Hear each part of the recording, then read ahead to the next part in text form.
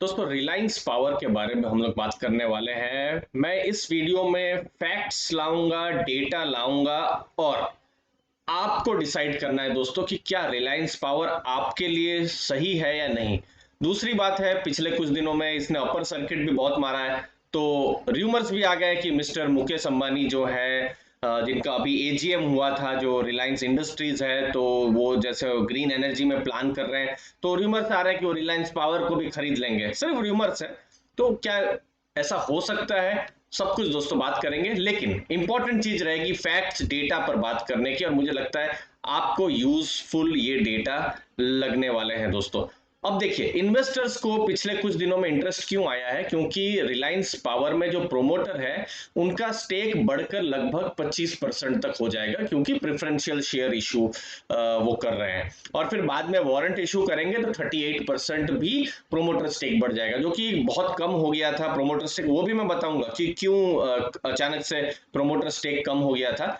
और दूसरी चीज है, जब नतीजे आए थे इनके मई महीने में, तो क्वार्टर फोर में प्रॉफिट लॉस से प्रॉफिट में भी आ गई थी, तो इसीलिए थोड़ा सा इंटरेस्ट आया है इन्वेस्टर्स का, और हमने देखा है 300% तक भी स्टॉक का भाव 6 महीनों में बढ़ा है। आप देखिए, ये जून की शुरुआत में ही अगर आप देखें तो 8.5-9 रुपए के ऊपर, और ऐसा जब चार्ट जब मैं खुद देखता हूं तो फिर मुझे बहुत ही कॉशन लगता है। देखिए, सिर्फ अपर सर्किट, फिर किसी दिन नीचे जाता है, फिर नीचे जाता है दोस्तों।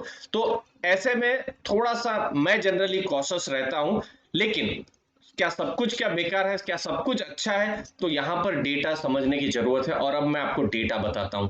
ये देखिए, सबसे पहला है मिस्टर मुकेश अंबानी क्या क्या इनको बाई करेंगे। तो आपके सामने आप जो स्क्रीन में देख रहे हैं, ये है रिलायंस पावर के एसेट्स, आप कह सकते हैं कि कौन कौन से प्लांट्स हैं, ठीक है। अब यहां पर आप देखिए, ये दोनों जो प्लांट है मेन, जो सासन पावर है जो मध्य प्रदेश में है, रोजा पावर है उत्तर प्रदेश में, और ये दोनों कोल प्लांट है, ठीक है। फिर विदर्भा पावर है, विदर्भा में 600 मेगावाट का, ये भी कोल पावर है। और मिस्टर मुकेश अंबानी ने क्या कहा है कि वो 100 गीगावाट, ठीक है, 100 गीगावाट वो सोलर एनर्जी जो है वो प्रोड्यूस करने वाले हैं। तो रिलायंस पावर के पास कितनी सोलर एनर्जी है आप देखिए, 40 मेगावाट है धुरसार में, और राजस्थान में है 100 मेगावाट, ये जैसलमेर के पास में है। तो ये दोनों 140, तो 140 मेगावाट, मतलब 1 गीगावाट भी नहीं है। जहां कोई एक आदमी समझ लीजिए प्लान कर रहा है 100 गीगावाट के लिए, तो 1 गीगावाट भी अभी अगर रनिंग कैपेसिटी में देखें तो आज रिलायंस पावर के पास नहीं है। तो ये एक चीज दोस्तों समझने की, बहुत सारे र्यूमर्स उड़ रहे हैं कि खरीद लेंगे, कमेंट सेक्शन में हमको भी आ रहा है, फिर अलग अलग फोरम्स में आ रहा है कि रिलायंस पावर को खरीद लेंगे, और फिर क्या होता है, ट्रैप कौन हो जाता है? रिटेल इन्वेस्टर ट्रैप हो जाता है कि ये मल्टी बैगर हो जाएगा, 15 रुपया का 1500 हो जाएगा। लेकिन ये है आपके सामने डेटा, और आप इसके हिसाब से आप एनालाइज कीजिए दोस्तों, कहां पर 10,000 मेगावाट की बात चल रही है। 10,000 मेगावाट में 140 मेगावाट लगभग न के बराबर है इनके पास। और बाकी के ये जो प्लांट है, यहां किसी को इंटरेस्ट आएगा भी नहीं, क्योंकि कोल प्लांट है, और कोल प्लांट में ऑलरेडी ईएसजी इश्यूज हैं, और वहां कोई जाने नहीं चाहता है। अगर मिस्टर अंबानी जी अगर अपने एजीएम में मुकेश अंबानी जी कहते हैं कि मुझे कोल पावर प्लांट लगाना है, तो फिर स्टॉक रोज का 5-5, 10-10% नीचे जाता, क्योंकि कोयला पर अभी किसी को, बड़े इन्वेस्टर को इंटरेस्ट नहीं है। तो इसीलिए फ्यूचरिस्टिक टेक्नोलॉजी है सोलर पावर, और सोलर पावर पर ही यहां पर हम देख पा रहे हैं बहुत बड़ा पोर्टफोलियो यहां पर नहीं है।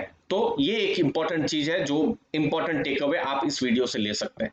दूसरी बात, आपको क्या करना है, तो ये लेटेस्ट मैं आपके सामने लाया हूं क्रेडिट रेटिंग के इकरा के डेटा। इकरा ने रेटिंग दी है, डी की रेटिंग दी है दोस्तों।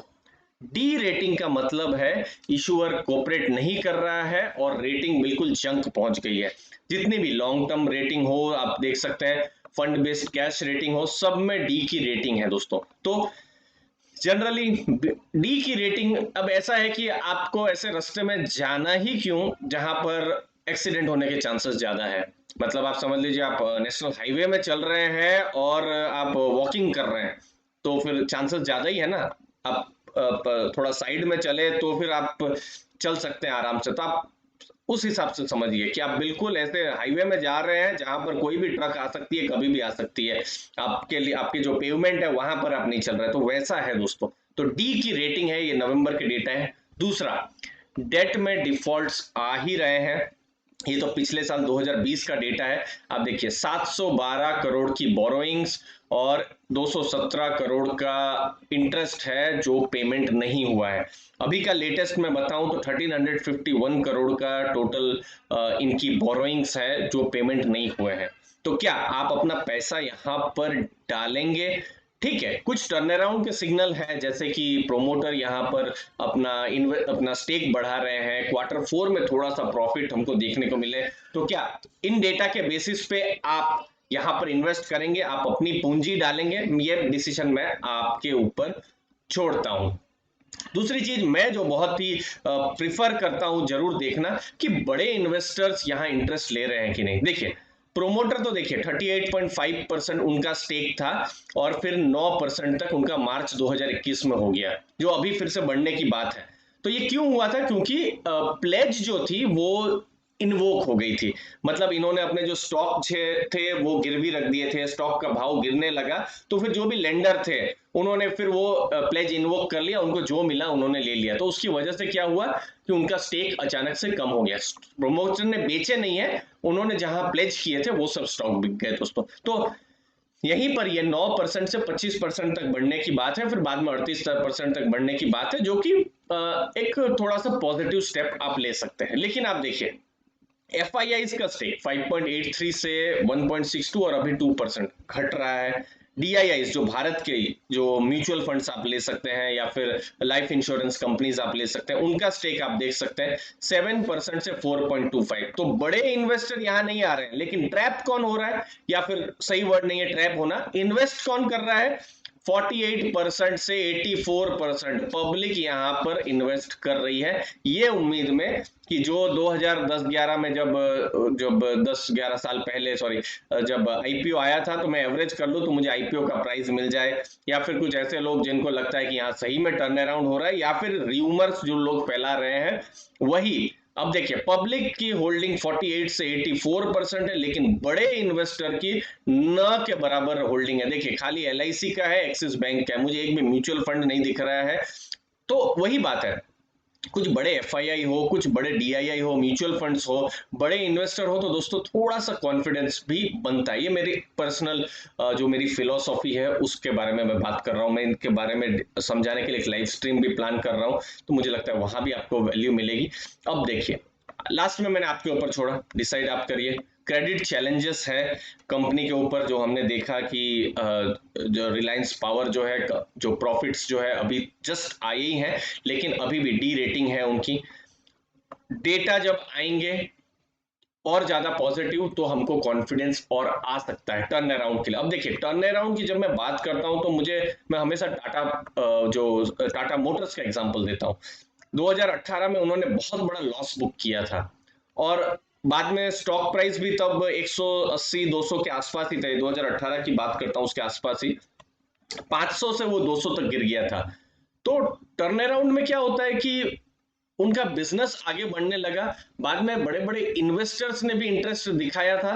तो ये सब चीजों से कुछ पता चला कि हाँ ठीक है, बिजनेस लॉस में है, इनफैक्ट आज भी बिजनेस लॉस में है टाटा मोटर्स का, आज भी वो रिस्की है, लेकिन थोड़ा सा उनका बिजनेस पॉजिटिव डायरेक्शन में जा रहा है, तो वहां टर्न अराउंड के कुछ संकेत है, एटलीस्ट इन्वेस्टर्स आ रहे हैं। तो अभी तक भी कोई बड़े इन्वेस्टिंग एंट्री यहाँ नहीं हुई है। कुछ म्यूचुअल फंड की एंट्री होती है, बिग इन्वेस्टर आते हैं, तो फिर वो मैं आपको जरूर बताऊंगा दोस्तों कि हाँ रिलायंस पावर में बड़े इन्वेस्टर की एंट्री हुई है, जिनकी एटलीस्ट जो रिसर्च टीम है, जो लोग ये र्यूमर फैलाते हैं, एटलीस्ट उनसे तो अच्छी ही है। कोई घर में बैठ के कोई टारगेट 15 का 50 दे देता है, उससे अच्छा तो मैं उस आदमी की बात मानूंगा जो, या उस कंपनी की बात मानूंगा जो दिन रात रिसर्च करते रहते हैं पावर सेक्टर पर और फिर बाद में अपना व्यू बताते हैं। तो वो चीज है। रेटिंग एजेंसी अगर कुछ पॉजिटिव बताती है, अभी तक तो डी रेटिंग है इकरा की, कुछ नया न्यूज आता है तो फिर हाँ थोड़ा कॉन्फिडेंस आ सकता है। फिलहाल टर्न अराउंड दिख नहीं रहा है। न्यूज यही है कि प्रोमोटर का स्टेक अभी बढ़ेगा, और प्रोमोटर का स्टेक जब बढ़ेगा और थोड़ा सा Q4 का थोड़ा सा प्रॉफिट आया है, लेकिन ये कितना आता है और ज्यादा डेटा, एटलीस्ट 2 क्वार्टर तो रहेंगे ही एक कन्विक्शन बनाने में। नहीं तो क्या होगा कि आपने यहाँ पर अपर सर्किट्स भी देखी है, लोअर सर्किट्स भी देखी है दोस्तों, तो एटलीस्ट शांति से आप यहाँ पर इन्वेस्ट करके आप मैं ऐसा कहता हूं, मैं बहुत पीसफुल स्लीपिंग पर विश्वास करता हूं लॉन्ग टर्म इन्वेस्टर्स के लिए, तो वो थोड़ा सा मुश्किल होगा, मुझे ऐसा लगता है। बाकी अपने व्यूज दीजिए, डेटा का ही हमने यहाँ पर सहारा लिया है, डेटा के बारे में ही बात की है, मुझे उम्मीद है आपको बहुत सारी वैल्यू मिली होगी दोस्तों। धन्यवाद आपके टाइम के लिए, थैंक यू वेरी मच दोस्तों।